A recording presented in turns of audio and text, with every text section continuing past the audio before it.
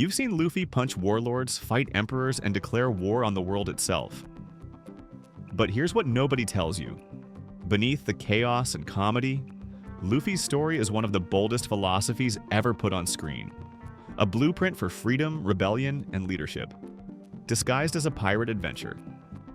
In this video, we're unpacking the radical worldview hidden inside Luffy's actions, and why his journey resonates far beyond anime. Whether you realize it or not, he might have already changed the way you see the world. Welcome to Anime Origins, and this is the second part of our three-part One Piece series. But even if you haven't seen the others, this one stands completely on its own. Let's dive into the deeper meaning behind the most joyful pirate in anime history. At the heart of Luffy's character is a deceptively simple question. What does it actually mean to be free? Most people think freedom means doing whatever you want. But Luffy shows us something deeper, something existential. True freedom means choosing your values and sticking to them, even when the entire world says you're wrong. He doesn't want treasure for the sake of wealth. He doesn't want to be Pirate King to rule others. He wants it because that title, to him, represents ultimate freedom. It's almost textbook Jean-Paul Sartre. Sartre once wrote, "We are condemned to be free," meaning we have no choice but to choose, and those choices define us. That's Luffy to a T. He chooses kindness. He chooses chaos. He chooses to stand up, not because it's smart, but because it's right. It's not childish rebellion. It's a full-blown philosophy of life. What makes Luffy different from almost every other shonen protagonist is how he recognizes people. He doesn't lead with rules or rank. He doesn't build a crew to be strong. He builds it to protect dreams. Take Nico Robin.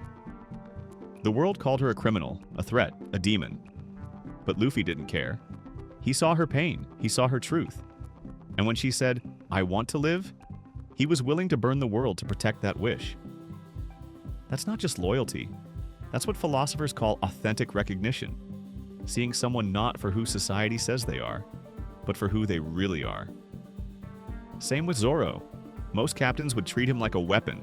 Luffy treats him like a person, with pride, flaws, and a dream worth defending. Their bond isn't built on hierarchy, it's built on mutual respect. And that's why they die for each other. Now let's talk leadership. Because Luffy isn't your typical anime leader. He doesn't give speeches, he doesn't command obedience. Instead, he does something incredibly rare. He leads by serving. In business theory, it's called servant leadership. But Luffy goes beyond the textbooks. He lets Nami handle strategy. He trusts Usopp's instincts. He gives Sanji the kitchen and never questions the menu. He knows when to step back and when to charge forward. Because when danger hits, he's the one standing in front. Not barking orders, taking hits. In a world built on fear and control, Luffy leads with trust. That's why his crew follows him to hell and back. This part gets overlooked a lot, but it's important. Luffy's joy is radical. Seriously, the world government runs on fear. Most pirates are driven by greed. Even the Marines are often bitter and broken.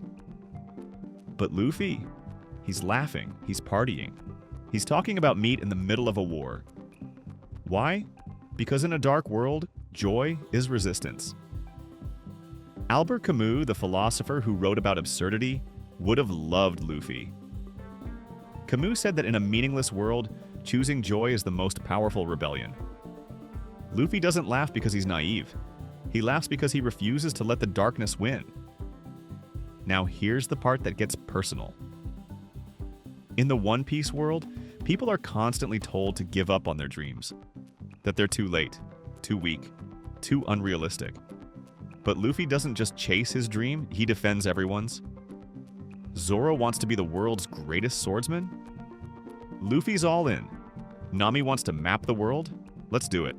Chopper wants to be a doctor who can cure anything? Luffy says, "You already are." He treats dreams like sacred things, like they matter more than anything. And he fights to protect them, not just from enemies, but from the world that tells you to settle.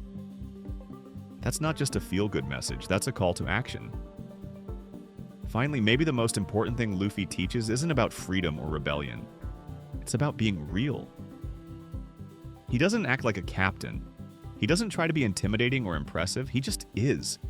Loud, weird, emotional, honest. And people love him for it. Because in a world full of masks, authenticity is rare. That's why his crew would follow him anywhere. That's why his enemies end up respecting him. And that's why fans still relate to him, even after 1,000 episodes. Thanks for watching. This is Anime Origins, where every story has a deeper story.